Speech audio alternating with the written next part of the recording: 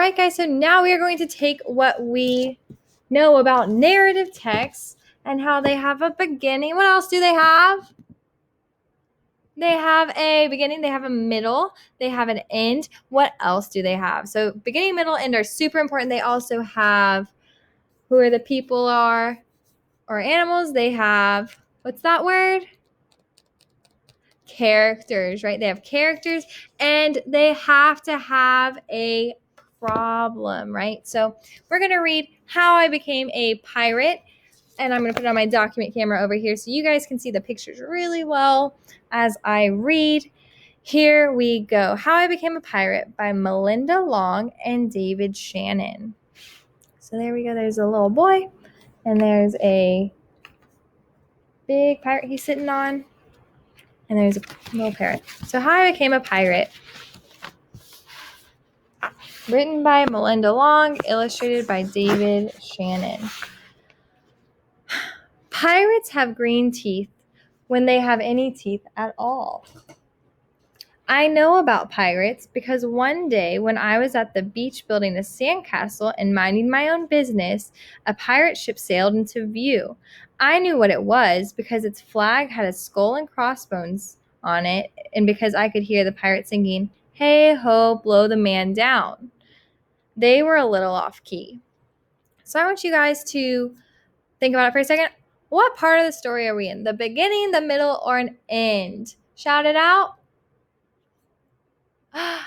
We are in the beginning. This is the very, very beginning. We are meeting our character and we're seeing our setting. Where is this story taking place? What is the setting? Talk to the people next to you. The setting is on the beach. So we've met our first character, the little boy who's telling the story. So it's in first person because we're seeing words like I know about pirates, right? And he's in the story. So it's in first person. It's about a little boy, our main character, and the story is taking place during the day on the beach. So that's our beginning. Let's keep reading and see what happens. I tried to tell Dad, but he was busy setting up the beach umbrella. I tried to tell Mom, but she was busy slathering my baby sister with sunblock. So I went back to my sandcastle, but I kept an eye on the pirates. By then, they were rowing to shore. All right, I'm going to try and give y'all a little bit more of a view here.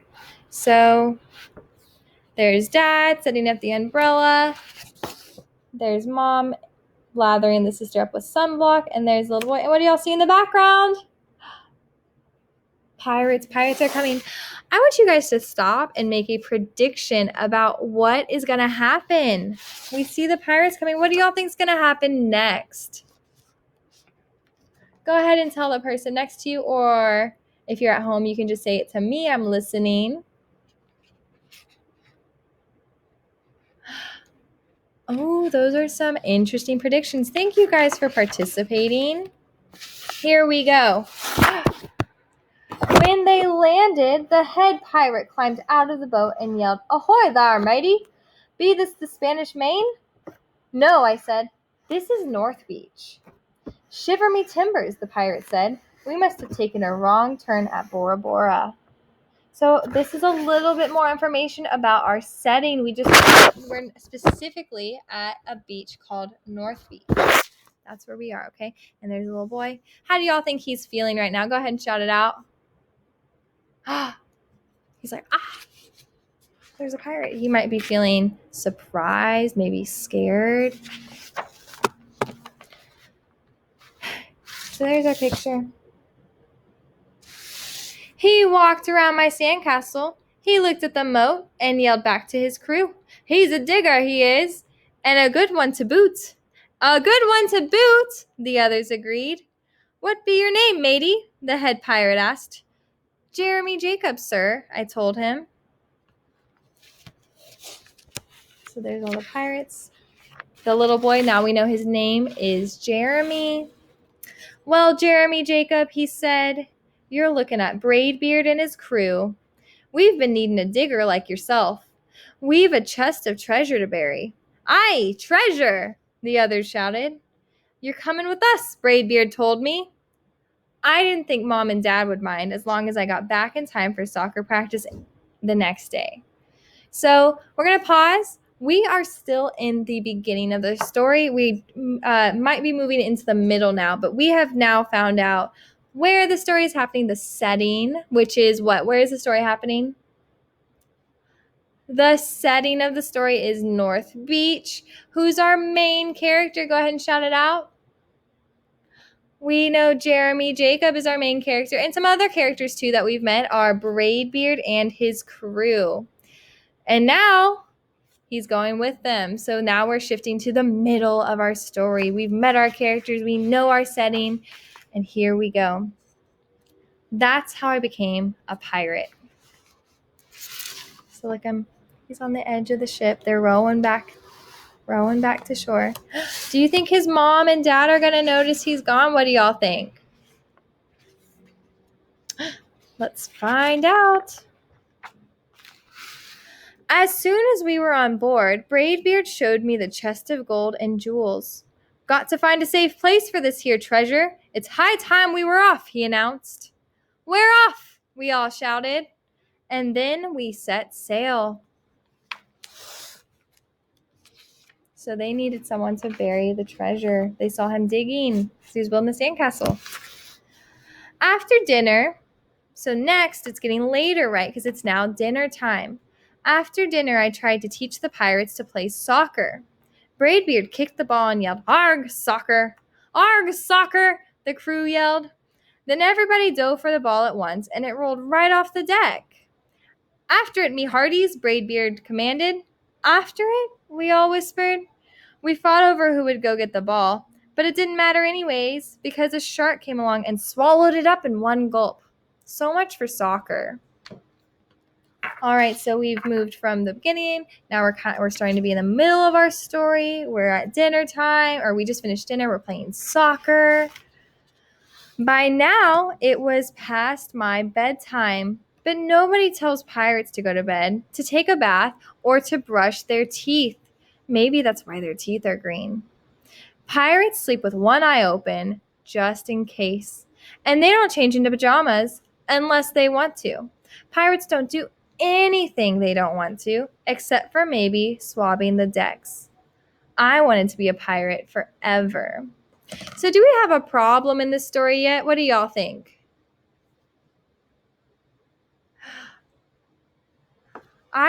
There might be they're looking for some place to bury the treasure. We know that. Maybe that's our problem. Let's see if any other problems come up in the story.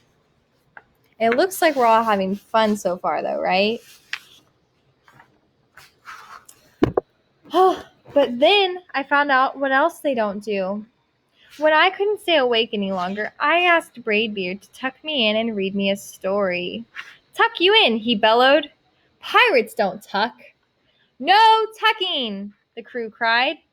And the only thing they had to read was a map. "Don't you have any books?" I asked. Braidbeard looked confused. Books? I didn't even bother to ask about a goodnight kiss. So we're starting to have a little bit of a problem. How does the little boy feel about not being tucked in, kissed goodnight, and read to? How does he feel about that? He seems to be a little bit upset. He seems to miss it a little bit. So maybe a new problem is starting to happen. Now we have a place, we're looking for a place to bury the treasure, and the little boy is starting to feel maybe a little bit homesick. See his face over here? Does he look very happy? It looks like we have a little bit of a problem there, don't we? It wasn't easy to fall asleep without a story, but I was finally dozing off when a storm broke. Thunder boomed and lightning flashed. I tried to hide under the covers as waves slammed up against the ship, but I kept falling out of my hammock. I couldn't find anyone in the cabin. They were all on deck. "Lower the sails," Braidbeard shouted. "Batten down the hatches." So there they all go. They're sliding around. Oh no. Everybody ran around yelling and lowering and battening. Nobody had time to sit close and tell me it would be over soon. Nobody even noticed me. I decided that I didn't want to be a pirate after all. So we're going to pause. Do you guys think we're in the beginning, middle, or end of our story? What do y'all think? So we might be getting close to the end, but for now we are still in the middle of our story. So let's keep reading to see how it turns out. We haven't solved our problem yet, so we cannot be at the end. Just then, flash, crash, crack. Lightning hit the mast and split it right down the middle. What'll we do now? Yelled one of the pirates. We'll have to turn back, called another. But the treasure, hollered Braidbeard. Where will we bury the treasure? I stepped forward. Maybe I can help, I shouted over the wind. I think I know the perfect digging spot. What do y'all think his idea is? Go ahead and talk to someone next to you. Let's see what happens. When the storm was over, we rowed back to shore and buried the chest. We drew a map so we could find the treasure again, but I don't think I'll need it. Where did they take the treasure? Can y'all see? It says Jeremy Jacobs' backyard. I wonder why he suggested that they bury it in his backyard. What do y'all think? Ooh, thank you for participating. Let's see if y'all are correct. After that, the pirates repaired the ship and got ready to set sail. Before they left, Braidbeard handed me a flag and said, "You make a fine pirate, Jeremy Jacob. Guard that treasure well. We'll be back to get it soon enough." Soon enough, the crew repeated. And if you ever need us, Braidbeard added, just run the Jolly Roger up yonder pole. Up yonder pole, the others shouted. And maybe I will, but not today. So they leave him behind on the beach. He's got the flag in case he needs to call them. Do y'all think we are at the beginning, middle, or end of the story here? This seems to be the end, doesn't it? Because I have soccer practice. So there he is. He's a pirate getting ready for soccer practice. So he made it home in time. All right. Did you guys like this story?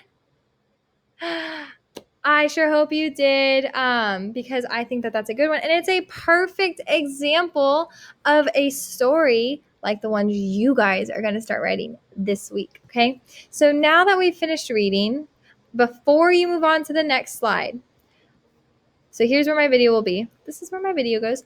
So right next to this video, right over here, right down there, it says, after watching, what is the conflict or problem in the story? And you're going to type here. So we kind of talked about two problems that are happening in the story at the same time.